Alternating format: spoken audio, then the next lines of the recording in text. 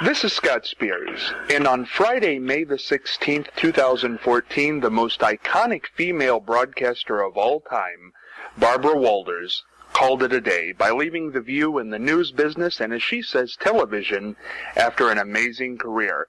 And by the way, Friday's View was the fourth most highest rated episode of The View in the history of The View's 17 years.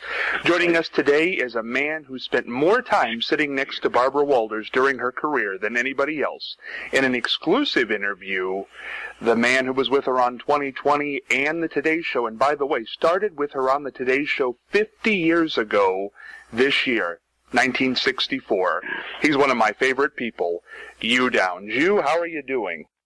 Yeah, I'm doing fine. Good to hear from you, Scott. Yeah, always good to hear from a fellow Ohioan.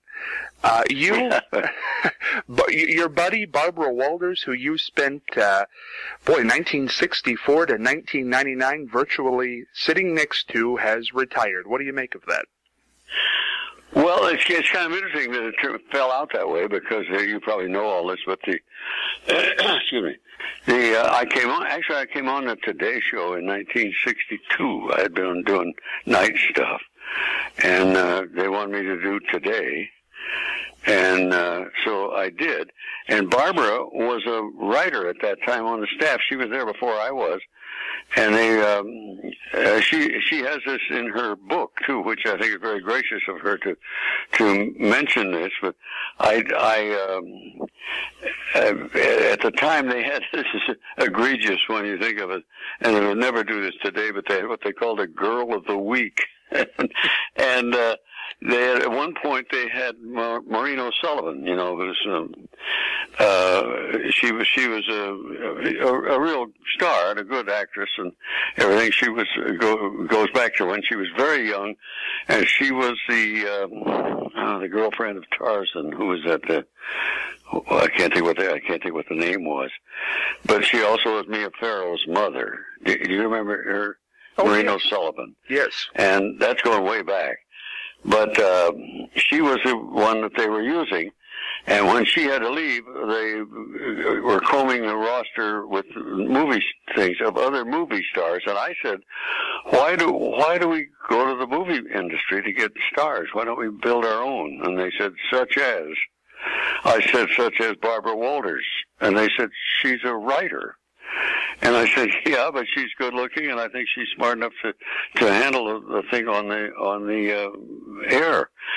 And so they grudgingly let me put her on 2 days a week, just to try it out. And as you know, it worked out very well. And she was with me on that program till I left that in '68. No, not '68. It was because I did it almost 10 years. And she did that with me, and then later on 2020, that was a decade, and virtually on 2020, she was with me 16 of the 21 years that I did the program, because I had her come on to do features for a while, and then she was on regularly for 16 of those years, and actually stayed with it after I left. And became a co-anchor after Frank McGee, I think it was, that didn't want to let her do anything. It would be like he was not very kind to her. That was not nice. And after a while, she became a co-anchor with, I can't think of the guy's name now. Jim Hartz, I believe it was. What's that? Was it Jim Hartz? Yeah, it was Jim Hart. You're right. That was it. So she did that for quite a while, and I think she got a bad treatment when Harry Reasoner piled on the. She was the first woman on television to make $1 million, and that seemed to dislocate the bones of a lot of insecure males. They didn't like that idea. Now, I thought it was wonderful because that put her in a kind of a star position, not just the money, but the publicity about being the first woman that did that. So anyway, we were a lot of time on the air together, and that was a great joy for me. Barbara has said this. I've heard her say this in interviews, and she did say it in the book. She said she had aspirations to go on the air, and they didn't want her at NBC in '64. They wanted her to stay off the air, and you're the one who said, put her on. Knowing now, 50 years later, that you started the career, essentially, of the most famous female broadcaster in the history of broadcasting, how does that make you feel? Well, I'm kind of proud of being that good of a prognosticator, because I'm pleased that it turned out that way, because I knew from her intelligence and from what she, all of the aspects that she had and would have needed, obviously, to be that kind of a television star. And I'm kind of proud of the fact that I was right. Do you think she would have made it if you hadn't said put her on? Yes, I suspect it. I don't know how long the delay would have been, but I think she would eventually have gotten on the air, and it would have gone on, to somewhat the same splendor that she has enjoyed through a magnificent career. You know, it's no secret, that when you left, Frank McGee came on, and he was not kind to her. And no, he wasn't. I don't know what his problem was. No, it was a whole thing. I guess went up to the president of NBC News. It was a big deal. And also, Harry Reasoner did not like her. No, Harry, I can understand it. He should have been more decent to her, but he got a bum deal also, because he read in Variety that he was ready to do the news, and then in Variety it said that he was not going to be doing it by himself. I thought that wasn't really a very good start to a relationship with Barbara on the air, and it showed, obviously, because he was not a happy man. That being said, from those two men, you were the first in '64 to sit with her. Why were you more enlightened than maybe Harry and Frank McGee were, who came after you with her? I don't know. Maybe I saw things that all they saw was maybe their own. I hate to say this, but maybe their own security was threatened in some way. Mine wasn't. I really enjoyed the time that I was able to spend with her, and she was living up to what I really believed was going to happen, and turned it into a more magnificent career even than I would have guessed. You know, you're the only person who can answer this, and this is why I wanted to talk to you on this occasion. You were there when Barbara went on the air in 1964. You were virtually with her until 1999 when you left 2020. How did the not as rich writer Barbara Walters change to the most iconic female journalist of all time in 1999? How did she change as a person? Well, maybe she didn't change as a person, but I think it was part of an evolution that may have been inevitable, because she had what it took, and having it put together properly would have resulted in very easily in the kind of career that she managed to build. And so I just think it was something that was going to happen anyway. And incidentally, she was 62 when I came on, and I think it was before the end of '62 that I was allowed to put her on the air. Oh, it happened quickly. Yeah, that's right. And then she was on with great regularity after. You mentioned '64, but I always think of '62 as the date of the beginning of that march. What do you think it was about her? Yes, she was smart, but she had this ability to get the get. Monica Lewinsky and her, highest-rated news interview special ever. This was her tremendous devotion to journalism. She would go after a journalistic story. She would leave a vacation to go for a story that was important so she was really a dedicated journalist, I think. And I have to credit her with that, because my own feeling was I loved the stuff I did, particularly the field work that I did in television. But that's the way I made my living, and that wasn't what my life was about, you know. But with her dedication to journalism in general was pretty powerful. And I have to credit her with that. And I think this would have happened anyway, even if I wasn't in the picture. That being said, why is she leaving? Why is what? Why is she retiring? Oh, well, this is very interesting, I think, psychologically. I really think she's sincere. I don't think she's making that up. She wants to do that.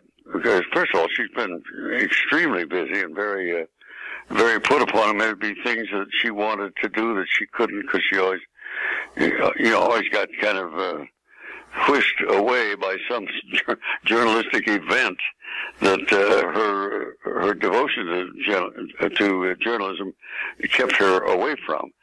So I don't doubt her sincerity, but I think this happens with a lot of people.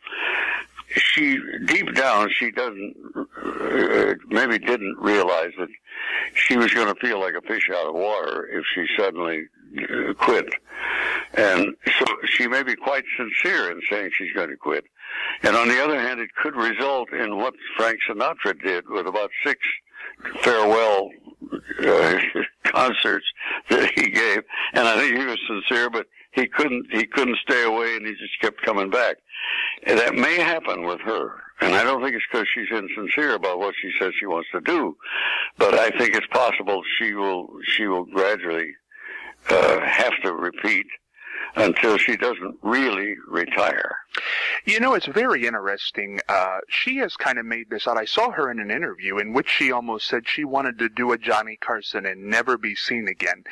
I tend to lean toward more what you're saying. I think if the president calls up and says, I want you to interview me, Barbara, I think she might be there. I think so. That would be a hard thing to pass up. And I think it's quite possible that she would do it, and maybe quite proper also, because that kind of thing could happen. That's within the sphere of possibility. And I think she would be doing the right thing if she momentarily suspended her desire to leave in order to do that. That would remain to be seen if it happens. In this last year, when she had announced it and kind of did her farewell tour, did you have a chance to talk to her at any point? No, I didn't, as a matter of fact. I was overtaken by events. I couldn't really do what I wanted to. Once or twice I sent her a message. I remember we were in touch once. She wanted to remember the date of something we did in Portugal, I think it was. And so she called, but we really didn't have very close connections for a long time. I viewed her with great interest, and that was about where it stood. So I've been a spectator on in the stands watching that parade. You know, I have to ask this of you, and maybe this is just me, but you did start the career. She acknowledges that in the book, and all the surprises that went on this last week, you're still well, you're still healthy. Were you asked to be a part of her farewell celebration? Because it really seemed like something was missing there.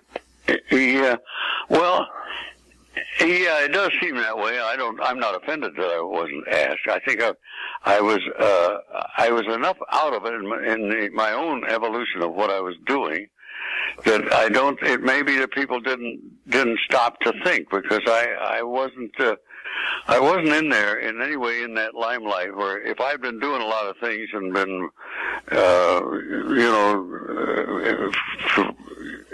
keeping a glorious career of some kind going, I might have been offended if I wasn't asked to do something on that farewell thing. But I can understand how that would be.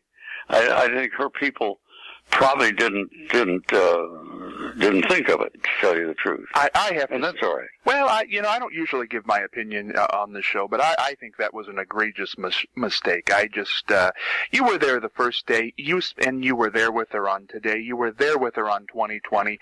I couldn't believe that you weren't a part of the farewell. That was shocking to me. I think it was, and it may be due to a lot of young people who just weren't thinking, about, they just weren't thinking historically, and that, I think that's what did that. And so I don't think it's her fault. I think it really is people around her were busy trying to create a structure that would be meaningful to the audience, and that's just where it stood. So I'm not offended by it. I certainly understand that. You sat next to her for, almost 10 years on today, and then a lot of years on 2020. What can you tell us right now about Barbara Walters that we don't know? That you don't know? I wonder if I can say her life has been pretty open. I don't know that she... well, I don't know. I don't want. If I got into some of this stuff, it would be just bad press that she got. Where she has a daughter, an adopted daughter, and there's been all kinds of stories about that they don't get along and everything. I don't know if that's even true. It's all tabloid stuff, and I don't have any desire to delve in that because, first of all, I don't really have any inside knowledge on it. But I think that she has had a shadowy other life. But I think most things that she did otherwise did not get in the way of her devotion to journalism. You're right. And that's what made her a really good reporter and commentator. I think we talked about this once. When she went on The View, she got into some really, for the first time in her career, some really nasty press with Rosie O'Donnell and Star Jones. And, I remember that. Yeah. Very uncomfortable stuff, I think, for her. Yeah. You guys look so comfortable on 2020, especially. You had such a rapport. Yeah. But it's true. There are those stories that Barbara doesn't necessarily get along with her daughter. There were those blow-ups on The View. Her marriages didn't end the greatest that they could have. Is she a hard person to have candor with? Is she a hard person to conversate with off camera? Not for me. I don't know. She might kind of close up to some people, and I wouldn't blame her. Who would become sort of paparazzi people who would take that and make something of it, or maybe make money on it. I don't know what. But I didn't have any desire to do that, so she was always pretty open with me. And she knew I wouldn't betray her, and I knew vice versa. In all those years, did you ever have an argument? Was there ever a crossword? We all have those with people we work with. Was there ever a bad moment with Barbara? No, this sounds odd, but there really wasn't, because we had differences of opinion, and we never even behaved in an annoyed way with each other. But we did, if we had I remember one time we both wanted the same vacation time. And we said, well, let's go to the head of everything here and see if we can work out something where somebody else will take over when we're both gone, And she didn't think that was a good idea, and I think she was right. It wasn't a good idea. So we didn't do that. But there was never something where we even behaved in an annoyed fashion with each other, because that would have kind of ripped something that was very valuable to maybe both of us. I don't know, to just kind of keep our voices down, and not even if we had a difference. One of the only times I ever saw Barbara Walters cry was when you left in '99. Left 2020. She got a little emotional. I remember that. Yeah, I remember that. Well, I don't know. I might have felt the same way if I was going on with a show and she decided to leave. It's one of the She probably knew that I wasn't phony about it. If I said I was going to leave, I really was going to leave. And I remember that now. Yeah, that did affect her, and that was moving to me. You helped start the career. Mount Rushmore of journalism. Edward R. Murrow's definitely there. Walter Cronkite's definitely there. Is Barbara Walters there? From a standpoint of devotion to the truth about what she did journalistically, yes. I don't know. It might be stretching a point to try to compare the depth of qualities that those people you mentioned had in the evolution of their wisdom, and I think they had a lot of wisdom. I think Barbara's position was simply her devotion to the truth in journalism, and she never did something in order to get more attention or more ratings points or anything, where she kind of shifted the color of the thing to something that would be more sensational or anything. She never did that. And as a result, sometimes there was critics about what she did.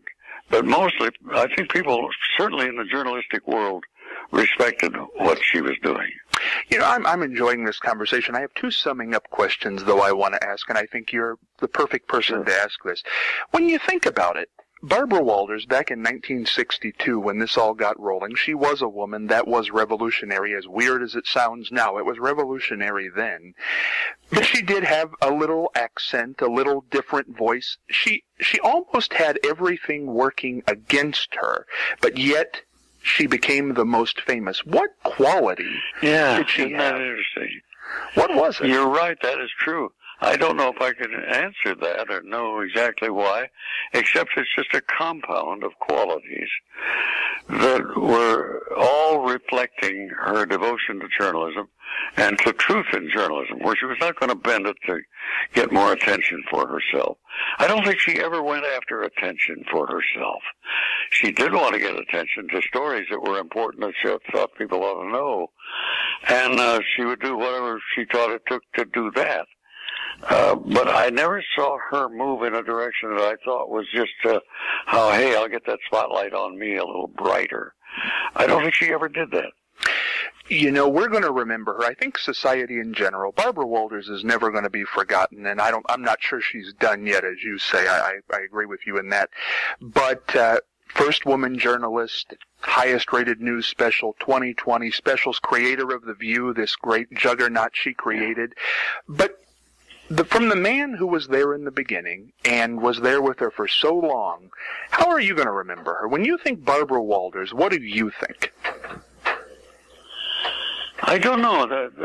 What do I think?